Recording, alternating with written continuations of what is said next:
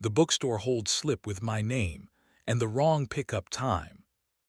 The slip was the pale yellow kind bookstores use when they want paper to feel temporary. A thin rectangle tucked into the spine of a hardcover on the hold shelf, stamped with today's date and a pickup time that thought it knew my schedule. 5:45 p.m. for Riley. In the corner, in handwriting that practiced stopping, someone had added what slips are not designed to hold. Upstairs table by the west window, 6:10 K. I make suits the old way. Chalk, shears, steam, patience. My shop smells like wool and the hum of an iron that knows when to be merciful. The tape around my neck has measured more apologies than inseams. Damien, my partner, designs exhibitions for the museum that insists daylight is a verb. 5 years in, we keep two glasses by the sink because we built a rule out of water: pour before the sentence that changes a day. He'd come home late the night before with cedar on his collar and the smooth fatigue of someone who had given a presentation to 7 donors and 1 god. He kissed the hinge of my jaw with a cartographer's accuracy, a kiss that found the point and missed the meaning. He undressed in the hall with the careful hinges of a man not ready to ask the bedroom to remember. "Tomorrow's soft launch for the design bookstore," he said, half into a shirt, half into the air. "Our pop-ups on the mezzanine. Swing by if you want, or don't." I had fittings at 4, 1 groom, 1 lawyer, 1 man who wanted to look like a decision he hadn't made. By 5:30 I was pressing a shoulder seam into good behavior and listening to the iron tell me stories about metal when my phone buzzed with a calendar alert I hadn't set. Pickup. Westport Books, 5:45 for Riley. I don't pre-order. I cut straight from the bolt. The shop bell chimed at 5:40. I flipped the sign and walked the 4 blocks to Westport Books because waiting makes furniture complicit. The new pop-up tilted its glass like a mirror that had learned humility. Inside, the lobby smelled like coffee that knows better. On a table curated by someone who speaks in adjectives, a stack of design monographs pretended to be modest. Upstairs, the mezzanine stretched along a west window bruised with evening. The table by the west window, weighted with 2 sweating glasses of water like intention, had a hydration plan. He was there. Of course he was. Kieran. I knew his name from captions under pictures of rooms that tried to be smarter than the people in them. Consultant, creative director, interface between desire and budget, taller in person. Shirt open 1 notch beyond polite, hair that had negotiated a truce with August. He smelled like cedar because apparently our city had only 1 cologne left for men who mean it. "You came," he said, "relief not victory." "You wrote my name on a transaction that wasn't mine," I said, touching the slip as if that would steady it. "The register and I have a complicated relationship with civility." He didn't sit. He stood in the slant of the west light like a person who understands where photographs are made. "He thinks he's meeting me here after the remarks to end it politely," he said. "He promised the assistant there would be no scenes. I thought you should have the room first." "How long?" I asked, because cutting is an art and I practice it. "8 months," he said. "Rain and an elevator on the night the museum opened that exhibit about attention. A lobby that sells permission with carpet and lamps. Twice I ended it. He sent me a photo of your breakfast and a complaint about the kerning on a title card. I respected the sentence against my better judgment." He touched the rim of a water glass and slid it toward me. Our fingers grazed. Heat prowled up the bones of my hand as if nerve could be a highway. He took half a step, then stopped with an inch between his forefinger and my wrist. That inch learned a temperature. He did not close it. Somewhere, a floorboard paid attention to our weight and decided not to comment. "I didn't pull you into performance," he said. "Secrets pretend they weigh something until you set them in decent air. This is decent air." The mezzanine door eased open. Damien walked in with the face he gives docents, earnest, precise, calibrated to be trusted by people who like their truth framed. He saw me. He saw Kieran. He saw the hold slip and the glasses and the inch of air that had begun making law. He closed the door gently because hinges deserve dignity. "Okay," he said. The word did exactly what it had signed up for. "You could have kept the slip out of our kitchen," I said. "You chose not to." "I chose incompetence," he said. He didn't try to accessorize the noun. "And then cowardice. I cheated. I told myself it was weather and that home is a noun that survives rain. I told myself your patience is elastic because you press wool until it remembers itself. I told myself spark was structure. I want to stop hearing me." Kieran drifted toward the window the way decent men make way for oxygen. He lifted his hand again, almost to my neck, then held that inch like a vow. The restraint was indecent and somehow kind. He lowered his hand like he was returning a borrowed word to the dictionary. "What do you want me to do?" Damien asked. He didn't reach. A tailor knows when hands are fabric's problem. A man should learn the same. "You'll end it," I said.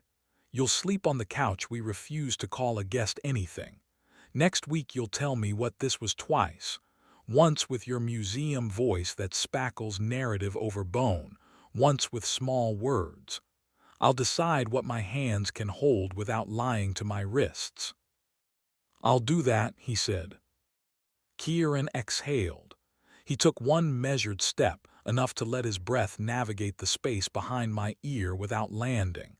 Warmth arranged furniture and left no mess. "Thank you for not making me a story," he said quietly.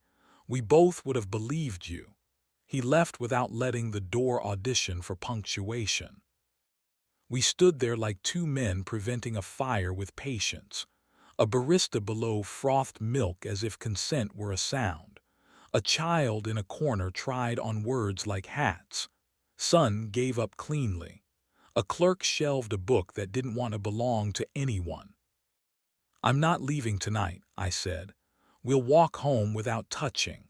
We'll wait at crosswalks because other people's knees and our better natures both deserve seconds. You'll sleep on the couch. Tomorrow you'll end it without complimenting him. Next week you'll bring me small words." He nodded. He didn't cry. I love him for both. We walked down the narrow stairs without touching the rail because our palms had done enough work. The cashier looked up and gave me the book with the slip still in it, as if she knew I might need a souvenir I could put back later. Outside, the air pretended to be cooler. At the corner, a cyclist cut too close and Damien's hand hovered near my hip, a reflexive mercy I could want and refuse at once. I refused. A man is allowed to use the boring tool that keeps the lock from lying. At home, the kettle auditioned and then behaved. He laid blankets on the couch with curator care. I stood at the ironing board and pressed a lapel that hadn't wronged anyone, letting the steam rise into a forgiveness it didn't earn. I slept like a tape measure coiled and put away before it had finished telling the truth. Morning, he returned from the lobby that sells permission smelling like nothing, the cologne I can endure. He told me he'd ended it. He told me twice. The museum version was almost bearable. The small words did the work. "I liked being two men," he said. "One of them didn't have to be tired. I mistook adrenaline for architecture. I can be one person if you let me do the job." I let him. That's the part with poor ticket sales. He slept on the couch for 6 nights and learned the apartment's seam allowance again, the space between counter and confession, between hallway and bed. On the 7th he came to me with hands that remembered the lazy precision we taught each other early and almost forgot. There is an erotics that arrives like restraint and then stays, surprised to be invited. We let it. Work stayed exact. A groom came in with a suit his mother had loved and a body that had changed its mind. I opened seams, made room, taught the cloth to say yes without lying. A teenager brought his father's jacket and said he wanted to look like Decisions had met him halfway. I measured his shoulders and told him choices are easier if the coat fits. He laughed like a person discovering consequence, and I raised the back seam until he stood up straighter by mistake. 2 days later, Kieran texted, "Thank you for telling the truth in a room designed to sell beautiful fictions." I replied, "Try it in a back stairwell." He didn't answer, which was the second best thing he did. I saw him a week later outside the museum, arguing gently with a sign about whether arrows are instructions or invitations. He looked smaller. Maybe my anger had stopped needing him to be tall. He said hello without trying to own my afternoon. He did not smell like cedar. The space between us behaved like furniture that had nothing left to prove. We left each other there. No moral auditioned. Here is the part I won't pretend is noble. I wanted him. I wanted the inch of air his hand kept offering, the heat that taught my skin grammar, the way restraint made the simplest nerve feel like a decision.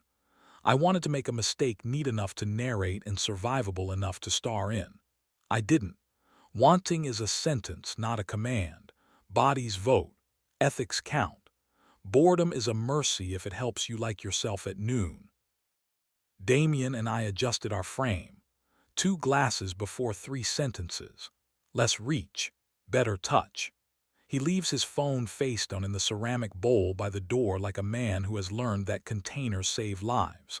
I keep the hold slip in the top drawer of the cutting table with the extra chalk and a handful of buttons, small round truths waiting to be chosen. We stand near exits at openings not because we're planning to leave, but because doors help rooms remember how to breathe. Sometimes, with a suit basted and waiting, I slide a hand beneath cloth to check for ease, and I think about that inch, the erotic, adult distance where you get to choose. I steam a seam open and teach it to lie down cleaner. I pin a cuff and tell a nervous groom that comfort is a kind of honesty. When a jacket settles on a man like it has remembered him, I feel the day forgive itself a little. And I think about the upstairs table by the west window where we refused to stage a finale and argued for repair instead. If another slip appears with my name and the wrong time, I will bring water.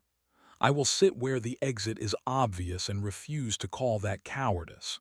If a hand lifts toward my throat, I will allow the inch to exist and answer with a decision that survives daylight. I will keep choosing verbs that keep us possible: end, stay, tell, work, touch, wait. And when steam ghosts off wool and the cloth accepts shape without pretending to be anything else, I will call that quiet air the most difficult thing I know how to make, and the only thing that still holds when applause forgets its lines.